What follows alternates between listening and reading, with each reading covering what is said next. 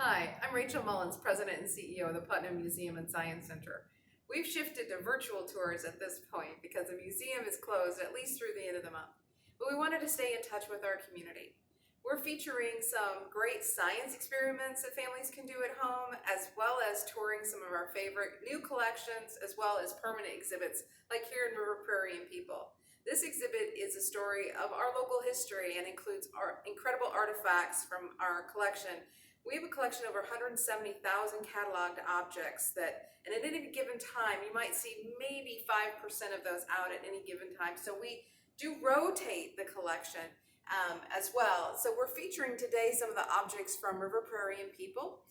In particular, I'm standing in front of a wonderful casement that shows some of the artifacts from the early settlers. And these would have been here at the kind of the before 1850s here in our area. I actually am maintaining safe social distance here today, but we also have some of our folks that are on remote work, including Chris Castell, who is our curator of history and anthropology here at the Putnam, and she's here to talk a little bit about some of these objects. Chris, tell us a little bit more about the wonderful bed warmer that we have here in the collection. The bed warmer is a very interesting object.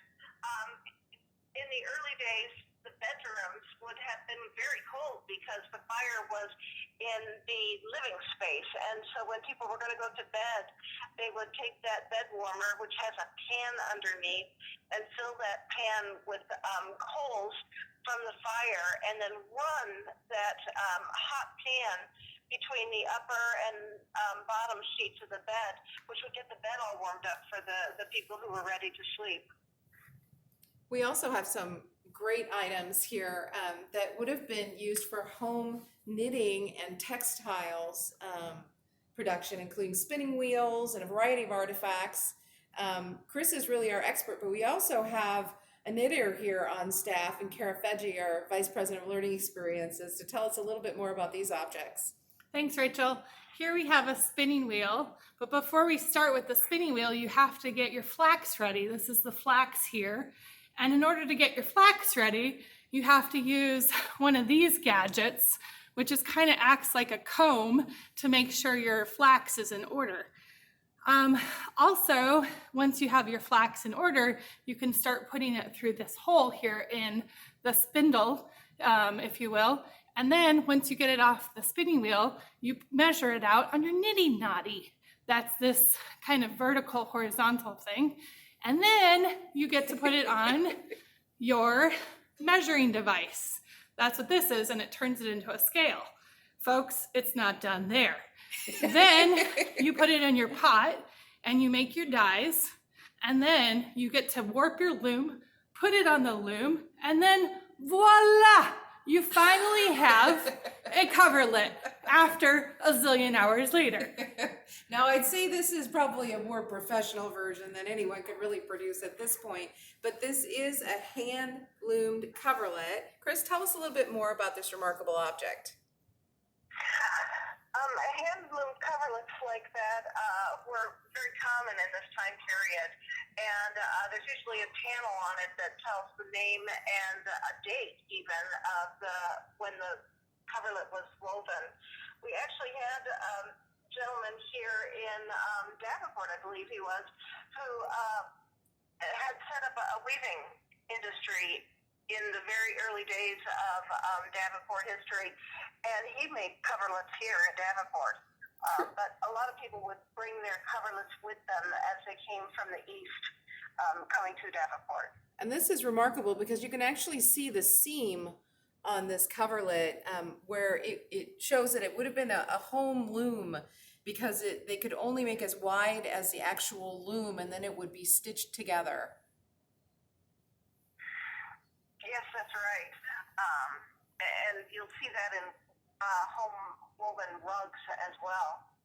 Remarkable, just beautiful, the detail on this. We also have some other wonderful objects, a yoke, lantern, a beautiful pewter plate. Tell us a little bit more about some of these objects.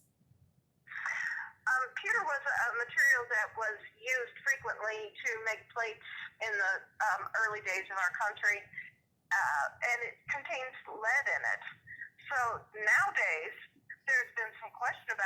whether people are getting lead poisoning from pewter plates like that, and it's possible that they were. It depends upon what they were eating from it. Were they scraping their plate with their fork to scrape up the last drop of food?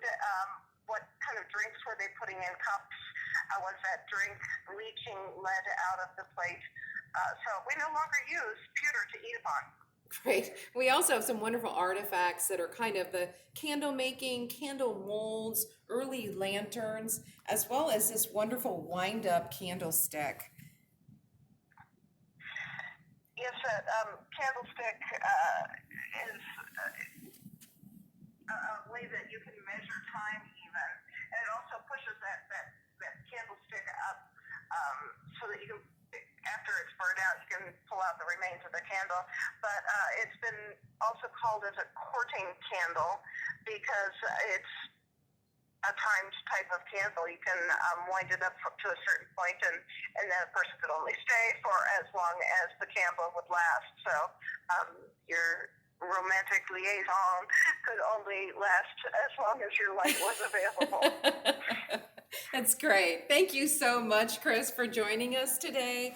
We're going to be continuing to post some of these videos for our audiences here so that we can stay in touch. And until we can welcome you back through our doors here at the Putnam, stay safe, Quad Cities.